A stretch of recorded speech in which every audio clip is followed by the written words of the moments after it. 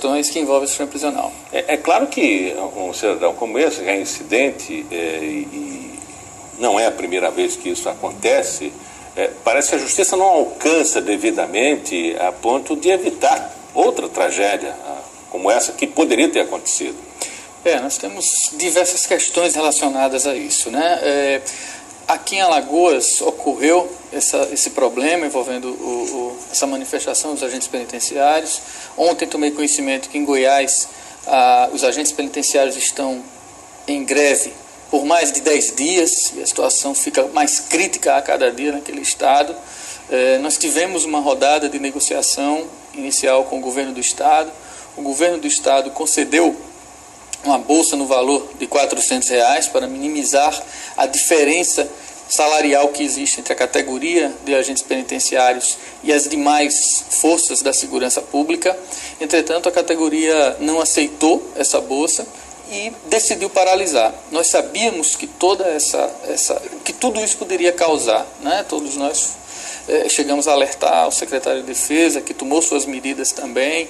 A própria Justiça, o Dr. Braga Neto, esteve no sistema prisional no dia anterior, conversando com os presos, conversamos com os servidores penitenciários, mas infelizmente isso aconteceu e no sábado fatídico nós tivemos alguns enfrentamentos, né, algumas indisposições entre presos, entre servidores penitenciários que estavam no interior das unidades e os familiares. Graças a Deus e também por conta de uma rápida negociação do próprio secretário Dário César, presente no sistema prisional, ele garantiu naquele momento, após uma conversa com o governador, o aumento dessa oferta, dessa bolsa, né, passou de R$400 para R$600, e a abertura de mais um canal de negociação para a próxima segunda-feira, no dia 12. O que foi feito, e ao final dessa reunião com o governador do estado, ficou acertado que inicialmente os agentes teriam uma bolsa de R$600 e mais um parcelamento em 10 vezes até chegar no valor de R$1.000, que era o pretendido pela categoria. Isso já tinha sido negociado antes, que havia uma reclamação de que houve uma promessa, uma negociação, mas que terminou não sendo pago. Não, essa colocação ela é improcedente. Quando o governo, há cerca de 2 meses, encaminhou a negociação a respeito da bolsa, não tratou de valores, até porque o governador do estado ele precisa ter subsídios junto à Fazenda, junto à própria Secretaria de Gestão para estabelecer um valor. Ele estabeleceu um compromisso de que autorizaria essa bolsa, né? Então, depois desses cálculos de impacto, chegou-se ao valor de R$400 e, como eu falei, não atendeu, né, a categoria. Mas depois dessa negociação, foi estabelecido esse valor, foi estabelecido esse acordo e os agentes penitenciários, ainda no sábado, retornaram às suas atividades, né, e a visita e os demais serviços foram realizados tranquilamente no domingo, no Dia dos Pais. Entretanto, ficou um prejuízo grande, porque nós tivemos 3 módulos de 3 unidades diferentes quebrados. Nosso cadeião, a cadeia pública, um módulo no Ciridião Durval e um módulo no presídio de Arapiraca. Então, isso aumentou ainda mais a dificuldade dentro do sistema. Nós tivemos que remover cerca de 140 presos do cadeião, distribuir em outras unidades, enquanto a reforma era feita. Que é um prejuízo muito grande. Que é um prejuízo estrutural, né? Já são unidades velhas, são unidades que já passaram por diversas crises, depredações, apropriação do tempo, unidades mal construídas, unidades com materiais que, sinceramente, não correspondem à necessidade de uma unidade prisional, coisas do passado, infelizmente, vão estourando à medida que a população carcerária vem crescendo e o tempo vai passando. Então, fizemos um paliativo, consertamos grades, consertamos paredes, tubulação hidráulica, parte elétrica, e estamos retornando paulatinamente esses presos para o cadeião. O mesmo trabalho está sendo feito em Arapiraca, no presídio de Arapiraca. O presídio de Arapiraca, daqui a 30 dias, no máximo 40 dias, vai estar desativado, com a remoção desses presos para a nova unidade de Giraldo Ponciano. Então, lá nós fizemos apenas um paliativo, não é para que não adianta gastar mais recurso público numa unidade que daqui a 40 dias vai ser desativada. E que está bastante vulnerável, né? Porque pelo menos no fim de semana houve um resgate de presos, né? Ousadamente, os bandidos entraram pela porta da frente, né? Numa ação cinematográfica, né?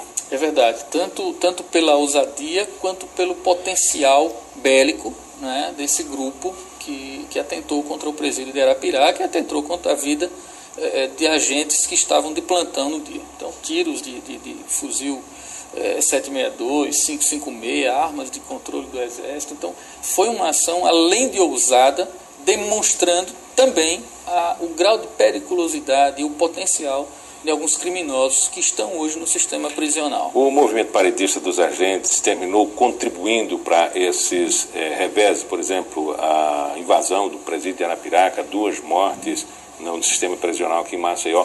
Colaborou, de certa maneira, para que tenha acontecido isso? Não acredito, Miguel. De forma alguma eu não acredito, até porque foi uma situação totalmente isolada. O movimento colaborou para a insatisfação geral de familiares e presos, que resultou com um quebra-quebra em 3 unidades. Mas as mortes que aconteceram no domingo não têm relação nenhuma direta. E o que aconteceu na morte? Na morte, do que nós conseguimos apurar internamente, porque é bom que se diga que esse trabalho está sendo feito pela Polícia Civil, que vai receber ainda as provas técnicas, causa-morte e tudo mais. Mas o que foi apurado internamente, e nesse momento é interessante dizer, que a população carcerária, no primeiro momento, se cala, todo mundo silencia e não aponta culpados, não aponta como aconteceu. E depois de alguns momentos, algumas denúncias vão surgindo, algumas informações vão surgindo. Mas prova técnica, às vezes, há um ruído na cena do crime, mexe na cena do crime, não tem como... Fica dificultada porque é outra prática comum no sistema prisional, é a adulteração do local de crime, né? Esse crime provavelmente aconteceu nas celas, em 2 celas distintas, mas os corpos foram retirados pelos próprios presos que habitam o módulo. Então já há uma descaracterização imediata do local do crime. Mas aí, diante de outras possibilidades de exames periciais, pode-se chegar, por exemplo, um dos corpos tinha marcas de estrangulamento. Pode-se chegar, através de provas técnicas, até a autoria, né, se houver essa possibilidade dentro da perícia. Como também a investigação que será feita pela Polícia Civil, através do seu inquérito policial, poderá conduzir. Mas, inicialmente, o que temos notícia é de que essas questões são relacionadas a disputas internas no próprio módulo, né? Então, nós sabemos que existem vários grupos, várias facções atuando dentro do sistema prisional. Grupos de bairros, grupos de regiões que se misturam no sistema prisional. Sabemos também que no sistema prisional lagoano existem presos que participaram, que já estiveram em presídios federais. E nesses presídios federais eles tiveram contatos com outros presos de outros estados, ligados a outras facções, né? E quando retornam para Alagoas, esse preso volta com um certo status, né? O preso saiu daqui, era um preso comum, ou até certo ponto comum, que não tinha um potencial tão elevado. Quando retorna, muitas vezes, para o estado de Alagoas, ele volta com o status de um graduado. Preso. Exatamente. Então, esse preso termina formando algumas lideranças dentro da própria unidade prisional. A informação de delegados em alguns crimes, pelo menos de tráfico de drogas e execuções de comando dentro dos presídios, e já há uma determinação para que o sistema prisional acabe com esse excesso de celulares. É possível isso tecnicamente? É uma situação, é um enfrentamento diário que nós fazemos aqui no estado de Alagoas e em todo o Brasil, se não em todo o mundo. Veja bem, um dos comércios que mais crescem dentro da área prisional é o de bloqueio de celulares, né? Por que mais cresce? Porque a tecnologia de celular, ela avança a cada dia, né? Ela avança a cada dia. São lançados outros modelos com frequências maiores, frequências diferentes, operadoras diferentes, e as empresas que produzem esse tipo de equipamento tem que modernizar a todo tempo, porque senão aquele aparelho que bloqueava ou detectava um determinado celular, quando é lançado uma versão ou outra, ele não consegue detectar. Então tem que fazer atualização de software, atualização de equipamento. Então no mundo inteiro isso é um desafio de todos os gestores prisionais, diretores de unidades prisionais. O que a gente tem usado como medida é um maior rigor nas revistas. Nós sabemos que parte desses telefones, parte desses objetos ilícitos adentram o sistema prisional através das visitas, ou uma revista mal feita, ou um descuido, ou alguma outra situação, um infortúnio, as pessoas conseguem burlar a segurança e introduzir aparelho, telefone, chip, que é mais comum. Para cada telefone encontrado no sistema prisional, pelo menos 30 chips estão associados, porque é um revezamento desses chips. Por que é um revezamento? Porque existem aparelhos também da inteligência, da própria Secretaria de Defesa Social, do Ministério Público, que detectam a comunicação entre celulares. Então, o preso ele muda ao máximo que pode. Ele conversa hoje com um chip, utilizando o chip, amanhã já é outro chip, no mesmo dia, 2, 3 chips diferentes, para dificultar essa ação de interceptação. Né? Mas é um desafio enorme. Para você ter uma ideia, o Estado de São Paulo fez um investimento agora de 1 bilhão e 100 milhões de reais para colocar bloqueadores em 30 das 150 unidades prisionais do Estado de São Paulo. É um custo altíssimo, né? Um custo altíssimo. Fora isso, operacionalmente, é revista em determinadas prisões e até mesmo em cadeias, como a gente usa ainda aqui, né? Fica muito ruim operar, porque está super... Está superlotado. Superlotado. E a baixa de efetivo. Né? Então você tem dois parâmetros difíceis, né, de você equilibrar. Se por um lado eu tenho uma população carcerária muito alta, isso implica no número de visitas também muito elevado, e a quantidade de servidores penitenciários reduzida atrasa a fila. Se o cara vai fazer uma revista mais apurada, mais enérgica, mais dura, incomoda o visitante, gera uma pressão interna na cadeia, porque o preso está esperando que o seu parente entre logo, leve a sua roupa, a sua comida, a sua presença. Né? Então tudo isso gera essa consequência desastrosa. Uma unidade equilibrada, onde a sua capacidade está de acordo com a sua população carcerária, o número de servidores penitenciários, principalmente aqueles relacionados à segurança da unidade, tem um certo equilíbrio, isso se comporta de uma maneira mais fácil. Mas no quadro existente no Brasil, onde o déficit de vagas chega a 250 mil, né, para todas as unidades, no estado de Alagoas, onde o déficit de vagas hoje chega a 2 mil vagas, está sendo corrigido. Agora, no final de setembro, nós vamos inaugurar uma unidade para 800 presos. Então, isso já vai dar um fôlego razoável. Como é que são as obras? Sistema prisional. Praticamente pronta. Na semana passada, o governador, o vice-governador, o presidente do Tribunal de Justiça, diversas autoridades acompanharam o governador nessa visita a Craíbas, e todos nós podemos ver que cerca de 92%, pela planilha dos engenheiros, 92% da obra já está concluída. Então, no prazo máximo aí de 30, 40 dias, se houver alguma intercorrência, porque para o benefício de todos nós, tem chovido muito naquela região, né? Mas em contrapartida, atrasa a obra. Né? Mas acredito que nos próximos 40 dias essa unidade esteja pronta e vai dar um certo fôlego ao sistema prisional. Para e passo, as obras para o presídio de Maceió, para 1.008 vagas, e para o feminino, para 210 vagas, já iniciaram na fase de terraplanagem. Quem for no sistema prisional hoje já vai ver máquinas trabalhando, tempo arrumando técnico terreno. de construção. 7 meses. 7 meses. A partir da finalização da terraplanagem, que está previsto até o dia 25 desse mês, na próxima semana, prazo máximo de 7 meses. Padrão FIFA?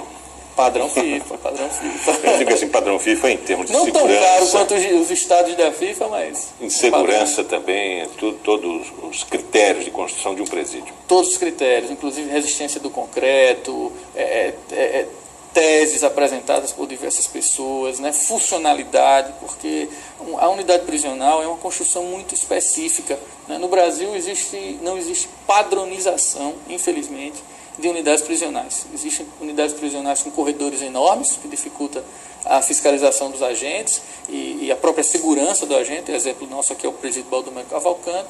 Existem unidades fragilíssimas como essa de Arapiraca e o presídio Sirideão Durval. E existem unidades mal construídas. O Cadeão é um galpão. O Cadeão é um galpão e tem 2 módulos dentro desse galpão. É uma unidade totalmente vulnerável, construída às beiras da BR. Agora, o sistema prisional em expansão, isso requer também um maior domínio, um maior conhecimento técnico, um efetivo maior. Vai ter concurso. É verdade. Nós levamos essa preocupação para o governo, né, isso é óbvio, não só a necessidade do concurso, mas aumento do custeio. É bom que o cidadão saiba que cuidar de preso custa e custa caro. Né? No Brasil, a média no Brasil é de R$ 2.000, R$ 2.500 por preso, no período de um mês. E olha que tem muita gente nas ruas, hein? Exatamente, tem muita gente solta ainda, né? Então, a expectativa é de que dentro desse planejamento, o governo já tem essa noção, já tem esse planejamento.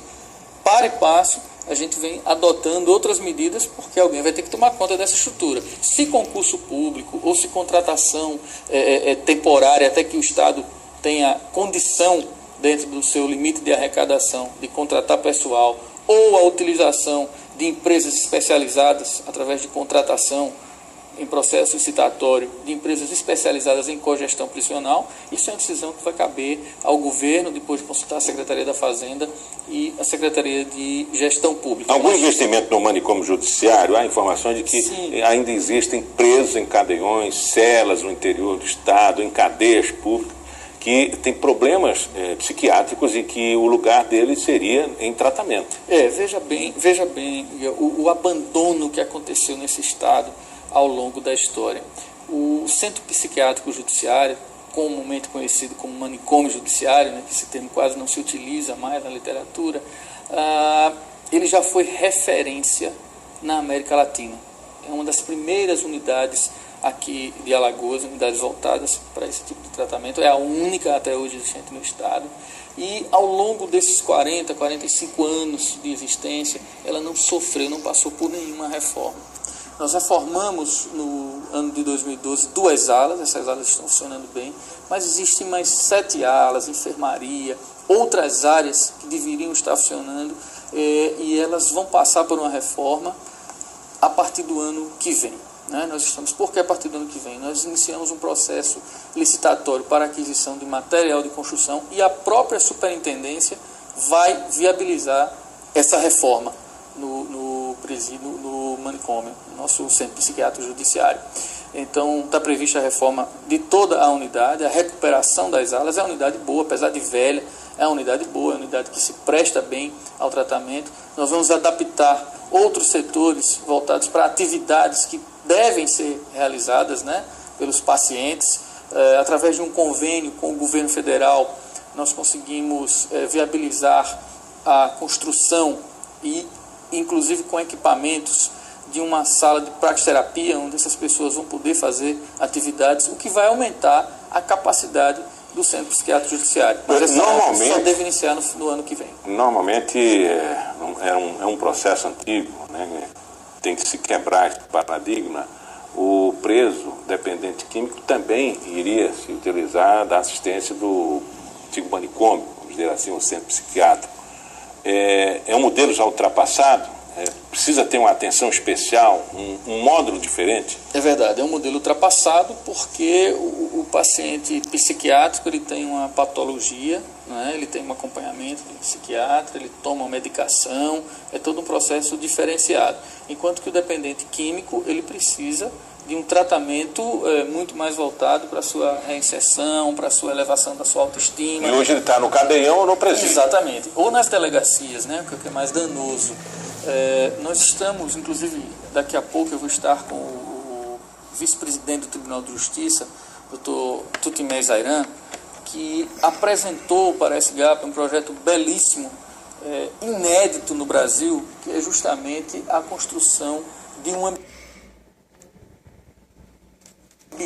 e esse já conseguiu a adesão do governo do Estado, o governo do Estado já se mostrou totalmente interessado em firmar essa parceria com o Tribunal de Justiça, nós criarmos um ambiente voltado unicamente para o tratamento dessas pessoas que hoje se encontram presas, né, presos cumprindo pena em cadeias, ou em delegacias de polícia, ou nas unidades prisionais. Essas pessoas possam ter esse tratamento diferenciado, porque o crime que eles cometeram, claro, está previsto na nossa legislação penal, mas não é possível tratar essas pessoas como é tratado o homicida, como é tratado o latrocinista, como é tratado o formador de quadrilha, onde existe totalmente, o desvio de conduta é totalmente diferente. Essas pessoas precisam de atenção, de cuidado para que, aí sim, não ingressem definitivamente na criminalidade por motivos outros, que não seja a dependência química. A recuperação do paciente, a ressocialização de qualquer paciente que cometeu crime e preso, né, respondendo a processo e encarcerado, depende também de ações, e isso vem sido mantido como literatura e também ação em todo o mundo. Por exemplo, um processo de ressocialização através do trabalho, isso até reduz pena. O que está sendo feito aqui em Alagoas? No sistema penitenciário, nós temos um trabalho muito forte voltado para a educação e para o trabalho desse preso, do preso que está no sistema prisional.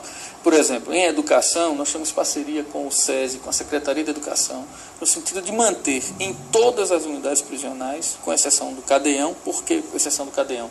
Porque o preso no cadeão ele passa somente 40 dias, 60 dias. Então não há tempo de iniciar um trabalho. E a legislação também não obriga por conta dessa movimentação rápida. Mas nas demais unidades prisionais, nós mantemos escolas, salas de aulas regulares, em 2 turnos, para que esses presos participem da educação. Então, hoje, cerca de 400 presos estudam no sistema prisional, tanto na educação para jovens e adultos, como no ensino médio fundamental. Além disso, na parte da educação. Isso com a ajuda muito grande do SESI, que instalou, inclusive, a primeira escola chamada Indústria do Conhecimento, que é um projeto do SESI, é uma biblioteca virtual, onde tem livros, onde tem laboratório de informática. Pela primeira vez instalou numa unidade prisional, num complexo prisional, esse ambiente. E isso tem uma rotatividade enorme. Agora, pelo menos 20 presos estão cursando o módulo básico de informática dentro do sistema prisional.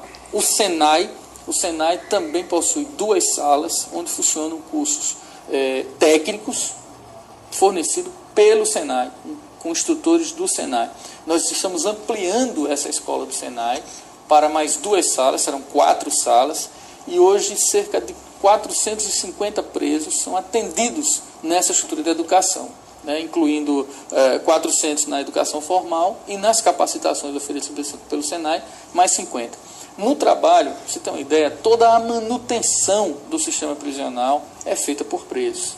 Além disso, nós temos mais 70 presos que trabalham em empresas privadas que se instalaram na área do sistema prisional. Um programa da Secretaria de Planejamento, 5 empresas se instalaram na área do sistema prisional e hoje abrigam 70 presos. Esse projeto está sendo ampliado, foi uma ideia do secretário Luiz Otávio, está sendo ampliado, se instalarão mais 15 empresas que abrigarão pelo menos mais 400 presos.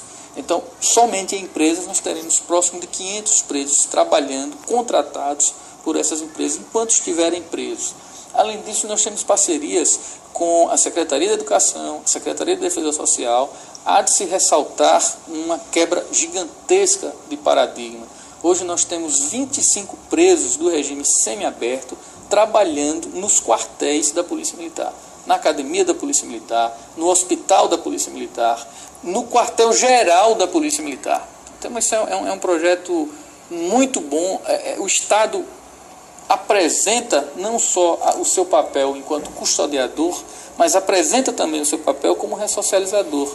E isso tem aumentado consideravelmente a procura de outras empresas, de outros entes do próprio Estado, como a Secretaria de Educação, que tem 25 pessoas trabalhando também na manutenção do CAGB. Então, esse trabalho de reinserção social é fundamental. E o sistema penitenciário alagoano evoluiu bastante nesse particular. Hoje eu te falaria que a dificuldade que eu tenho para aumentar essa oferta está relacionada a efetivo, a pessoal. Por quê? Porque o preso precisa ser acompanhado. Em todos esses locais que eu citei, nós temos servidores penitenciários, nós temos psicólogo acompanhando, assistente social acompanhando, segurança acompanhando. A limitação que nós temos hoje de efetivo nos impede de ampliar essa possibilidade. Mas tudo isso já está informado com o governo do Estado. Muito obrigado, Intendente, pela sua entrevista. Miguel, obrigado, estou à disposição. Olho na tela, hora certa, Observatório do Trânsito da capital.